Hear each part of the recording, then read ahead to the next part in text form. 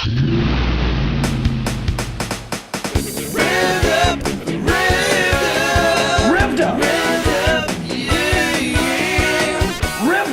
the preaching is clear, concise, convicting, and quality.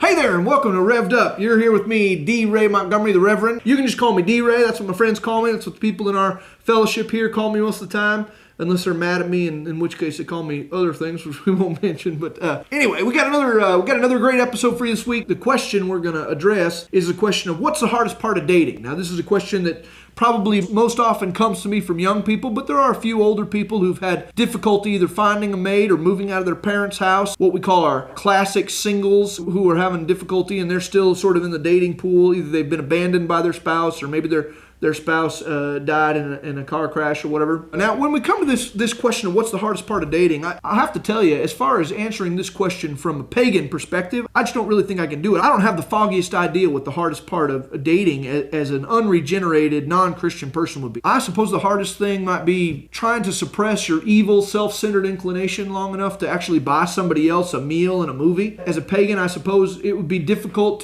to try and convince your date that you were interested in anything other than intercourse. Would take some really sort of gifted skills with acting, sort of misdirection. I watch them dating shows sometimes, and it seems like that's the hardest part, is just trying to trick people into thinking that you're not thinking about sex. I think as a non-Christian, it would be hard on a date to try and drive the speed limit. Trying not to curse like a sailor in front of his parents, or trying to sneak into a rated R movie, that's always hard. You know, even just trying to have an upbeat, happy demeanor in light of your impending eternal doom. I don't know how non-Christians ever find the ability to smile or laugh because they just know what's coming, you know? There's so much as a non-Christian to be sad about. I can't imagine what would be easy about dating. It seems like it would all be hard. From a Christian perspective, I do have a little bit of experience. In today's day and age, the hardest thing for a Christian couple, honestly, is just trying to find a roller skating rink or a bowling alley that hasn't been closed down or turned into an IKEA. In the old days, there were a lot more options. You know, there's lots of putt-putt golf, and we could go bowling. We had high-a-lie. We had rollerblading. You know, you could go out ice blocking. We used to do that, where you sit on a big block of ice and you go down a hill. There were all kinds of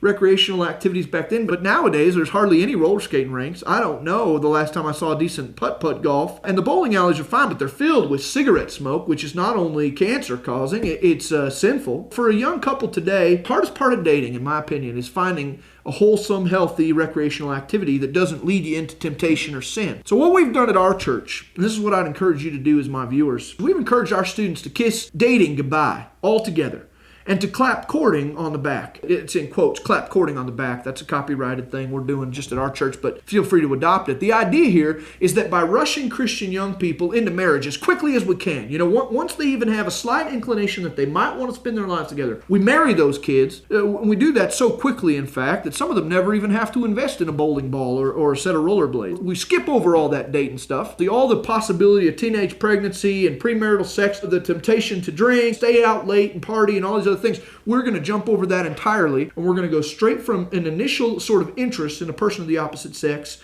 right into marriage. By rushing into it, you preclude a whole host of things, and you don't even have to deal with what I would consider to be the hardest part of dating. It's the Christian way, and it's the way I'd encourage you as well. I want to thank you very much for tuning in this week to Revved Up with me, the Reverend D. Ray Montgomery. It's been a pleasure and a privilege, and I'll see you next time.